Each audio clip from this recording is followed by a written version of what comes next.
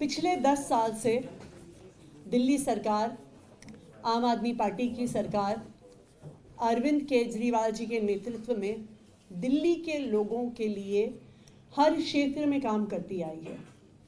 चाहे आम इंसान की ज़िंदगी को बेहतर बनाना हो, 24 घंटे बिजली देके, घर घर पानी पहुंचा के, अच्छे स्कूल देके, मोहल्ला क्लिनिक देके, या इनोवेटिव पॉलिसीज़ के माध्यम से, चाहे door step delivery of services हो, चाहे Delhi solar policy, EV policy जैसी इनोवेटिव पॉलिसीज़ के माध्यम से दिल्ली शहर को एक मॉडर्न 21st सेंचुरी शहर बनाने के लिए हमारी सरकार लगातार काम करती आई है।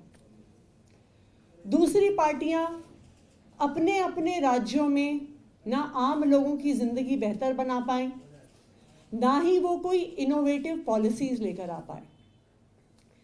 दिल्ली की सरकार, अरविंद केजरीवाल जी की सरकार जैसा काम नहीं कर पाए तो इन पार्टियों ने षड्यंत्र रचा कि किस तरह से दिल्ली के काम रोके जाएं, क्योंकि जब अरविंद केजरीवाल जी जैसा काम नहीं कर सकते तो अरविंद केजरीवाल के काम को रोकने का प्रयास किया गया। सब दिल्ली वालों ने देखा कि एक राजनीतिक षड्यंत्र रच के दिल्ली वालों के काम रोकने के लिए अरविंद केजरीवाल जी को गिरफ्तार किया गया। जब अरविंद केजरीवाल जी जेल में थे तो लगातार दिल्ली के लोगों के काम रोके गए। बुजुर्गों की पेंशन रोकी गई, विधवाओं की पेंशन रोकी गई, रोजमर्रा के सड़कों के रिपेयर के काम रोके गए। कई लोगों को, दिल्ली सरकार के कई एम्प्लॉयज़ को उनकी तनख्वाह मिलनी बंद हो गई, ईवी पॉलिसी बंद हो गई, दिल्ली जल बोर्ड के सामान्य पानी सीवर की समस्याओं का निपटारा बंद हो गया।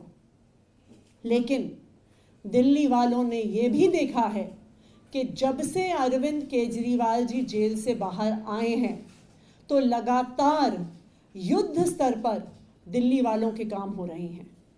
चाहे दिल्ली की सड़कें ठीक करने का काम हो, चाहे बुजुर्गों को, विधवाओं को पेंशन देने का काम हो, चाहे नई पेंशन बुजुर्गों के लिए खोलने का काम हो, चाहे जय भीम योजना को काफ़ी समय बाद शुरू करने का काम हो, अरविंद केजरीवाल जी के जेल के बाहर आने के बाद लगातार उनके मार्गदर्शन में दिल्ली सरकार युद्ध स्तर पर काम कर रही है, रुके हुए कामों को फिर से शुरू कर रही है।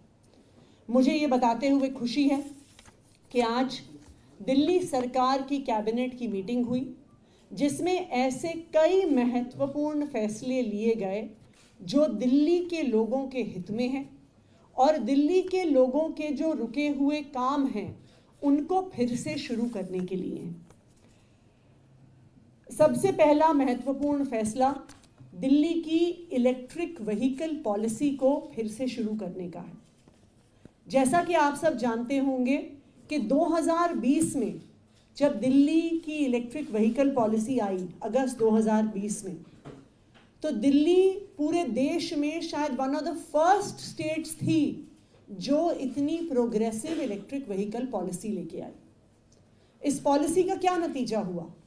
इस पॉलिसी का नतीजा हुआ कि जहां 2019-20 में 4% से कम व्हीकल्स इलेक्ट्रिक होते थे दिल्ली में, दिल्ली सरकार की ईवी पॉलिसी आने के बाद 2023-24 का अगर हम आंकड़ा देखें तो दिल्ली में टोटल रजिस्टर होने वाले सभी व्हीकल्स में से 12% इलेक्ट्रिक व्हीकल्स थे, जो हाईएस्ट इन द कंट्री है।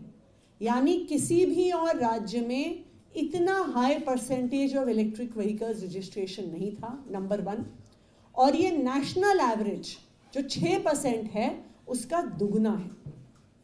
तो दिल्ली की अरविंद केजरीवाल जी की ईवी पॉलिसी देश भर में सराही गई। और ये तो सिर्फ 2 व्हीलर्स, 3 व्हीलर्स और गाड़ियों के लिए पॉलिसी थी। ईवी बसेस खरीदना तो इससे बिल्कुल अलग था। लेकिन अरविंद केजरीवाल जी को जेल भेजकर इस ईवी पॉलिसी में भी पिछले 10 महीने से अड़ंगा डाला गया। पिछले 10 महीने से जो भी कोई ईवी व्हीकल खरीद रहा है उसको उस पर सब्सिडी नहीं मिल रही है। जो भी कोई इलेक्ट्रिक व्हीकल खरीद रहा है उसको उस पर रोड टैक्स एग्जेम्पशन नहीं मिल रहा है। क्यों? क्योंकि ये पार्टियां जो खुद इतनी बढ़िया ईवी पॉलिसी नहीं ला पाई, अरविंद केजरीवाल की ईवी पॉलिसी रोकना चाह रही थी।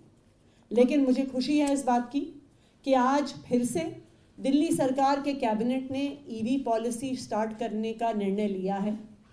तो अगर कोई भी ऐसा व्यक्ति है जिसने 1 जनवरी 2024 के बाद इलेक्ट्रिक व्हीकल खरीदे हैं तो उनको जो सब्सिडी उस समय नहीं भी मिली थी, अब वो सब्सिडी हर उस 2 व्हीलर 3 व्हीलर के ओनर को दी जाएगी। दूसरी बात, जो भी अब इलेक्ट्रिक व्हीकल्स खरीदेगा, चाहे वो 2 व्हीलर हो, 3 व्हीलर हो, गाड़ी हो, उनको फिर से रोड टैक्स का एग्जेम्पशन दिया जाएगा।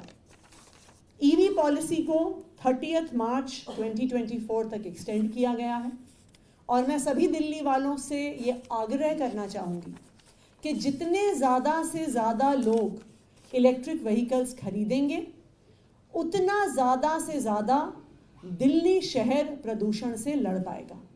दिल्ली सरकार प्रदूषण के खिलाफ इस युद्ध में प्रतिबद्ध है और ईवी पॉलिसी इसका एक बहुत महत्वपूर्ण हिस्सा है। ये कितना है? अभी चल रही है पीसी। दूसरा एक इम्पॉर्टेंट डिसीजन जो आज कैबिनेट में लिया गया, दिल्ली सरकार ने एक Delhi schedule cast, SC, ST, OBC minorities handicapped के लिए एक फाइनेंशियल एंड डेवलपमेंट कॉरपोरेशन है। ये corporation SC, ST, OBC minority handicapped लोगों को लोन्स देती है कि वो अपना कुछ बिजनेस सेटअप कर सके। लेकिन जो साजिश दिल्ली सरकार के खिलाफ रची गई, जो तनख्वाहें रोकी गईं, उसमें DSF DC भी शामिल था। यहाँ के 125 एम्प्लॉयज़ को जनवरी फरवरी के महीने से अपनी तनख्वाह नहीं दी जा रही थी। हर बार इनको तनख्वाह देने की फाइल आगे बढ़ाई जाती थी तो उसमें कोई ना कोई अड़ंगा डाल दिया जाता था। लेकिन मुझे खुशी है इस बात की कि आज दिल्ली सरकार के कैबिनेट ने 17 करोड़ का grant in aid Delhi schedule caste financial and development corporation को देने का निर्णय लिया है।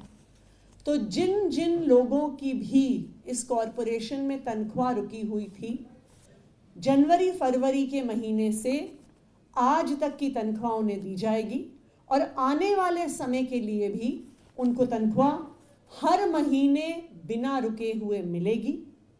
ना सिर्फ इतना, इस कॉरपोरेशन को कैसे रिवाइव किया जा सके, कैसे SC, ST, OBC हैंडीकैप्ड लोगों को ज़्यादा लोन और इकोनॉमिक डेवलपमेंट के लिए इंसेंटिव्स दिए जा सके, इसके लिए भी आज कैबिनेट ने फैसला लिया। तीसरा, आज कैबिनेट ने एक महत्वपूर्ण निर्णय लिया है। गुरु नानक आई हॉस्पिटल में, गुरु नानक आई सेंटर में एक ऑप्टोमेट्री ट्रेनिंग विंग की शुरुआत करने का। जैसा आप जानते हैं, गुरु नानक आई हॉस्पिटल सिर्फ दिल्ली के नहीं, देश के प्रीमियर आई हॉस्पिटल्स में से एक है। लेकिन ऐसा माना जाता है, और ये एक वेल एस्टैब्लिश्ड फैक्ट है, कि आँखों की समस्या ज़्यादा बढ़ती इसलिए है क्योंकि समय से आँखों का चेकअप नहीं होता, टाइमली सही नंबर का चश्मा नहीं दिया जाता। अगर जो ऑप्टोमेट्रिस्ट का काम हो, जो आँखों को चेक करता है, चश्मा प्रिस्क्राइब करता है, अगर वो सही तरीके से होता है तो सीवियर आई डिसऑर्डर्स की संख्या बहुत कम हो जाएगी। दिल्ली सरकार हमेशा से दिल्ली के लोगों को अच्छी स्वास्थ्य सुविधा देने के लिए प्रतिबद्ध है और इसी के तहत आज ये एक optometry training wing Guru Nanak eye hospital में खोला जा रहा है, जहाँ पे 4 साल का बैचलर्स ऑफ ऑप्टोमेट्री प्रोग्राम शुरू किया जाएगा। ये दिल्ली सरकार का दूसरा ऐसा प्रोग्राम है।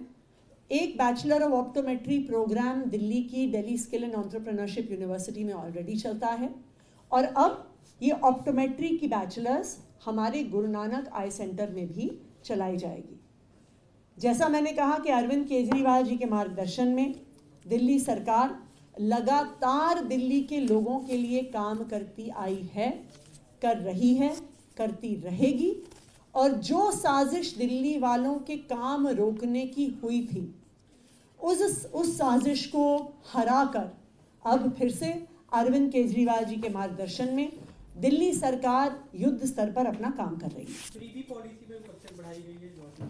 ईवी पॉलिसी 30 मार्च 2025 तक बढ़ाएगी, 31 मार्च। कितनी सब्सिडी ईवी पर मिल रही है, उसका अगर वो मिल जाए, और दूसरा ये कब से रुका रहा था, कितने ऐसे वाहन हैं जिनको ये सब्सिडी और रोड टैक्स रिडक्शन नहीं मिला था?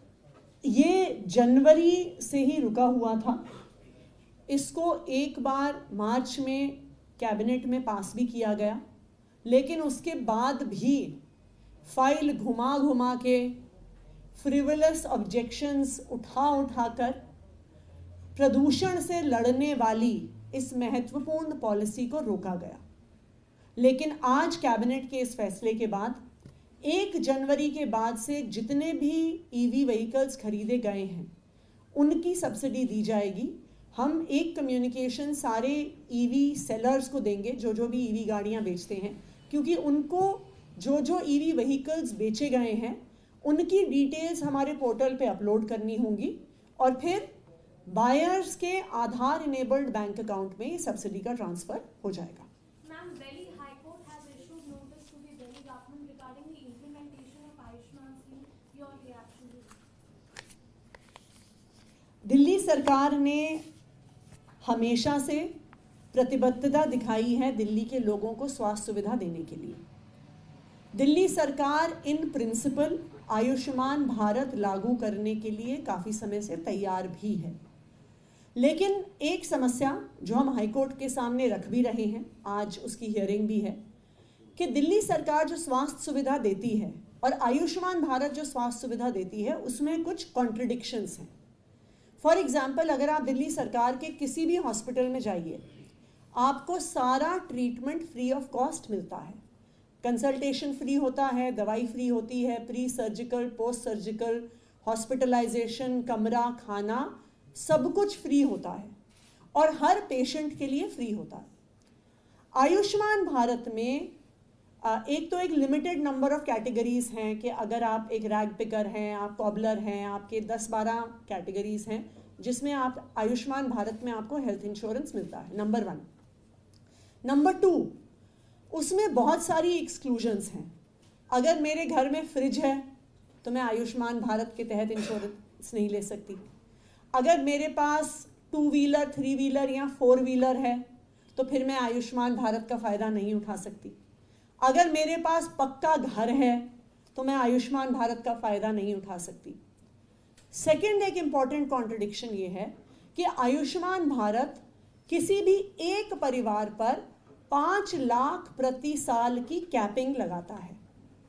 तो अगर परिवार का एक सदस्य बीमार हो जाए और उसको 10 लाख रुपए का खर्चा आ जाए तो पहले तो 5 लाख उनको उसमें से देने पड़ेंगे, और अगर उसके बाद परिवार का कोई दूसरा सदस्य बीमार हो जाए तो उनको उसमें भी कोई फ़ायदा नहीं मिलेगा। लेकिन आज की स्थिति में अगर परिवार के 2 सदस्य भी दिल्ली सरकार के हॉस्पिटल में एडमिट हों, चाहे 5 लाख खर्चा आए, चाहे 10 लाख आए, चाहे 50 लाख आए, सारी treatment free of cost available है। तो अब जो इम्प्लीमेंटेशन की समस्या है वो ये है कि जब दिल्ली सरकार सारी सुविधा हॉस्पिटल में फ्री दे रही है तो जो एक्सक्लूजन्स आयुष्मान भारत में हैं उसको कैसे हम इनकॉर्पोरेट करें, क्योंकि किसी से भी हम फ्री मेडिकल केयर हटाना नहीं चाहते। इसलिए अभी इसकी इम्प्लीमेंटेशन के लिए हेल्थ डिपार्टमेंट को डायरेक्शन दी गई है कि वो कोई ऐसा तरीका निकालें जिससे किसी को भी जिसको आज दिल्ली में फ्री हेल्थ केयर मिल रहा है उससे विड्रॉ ना किया जाए, उसके साथ साथ आयुष्मान भारत की सुविधा मिल पाए।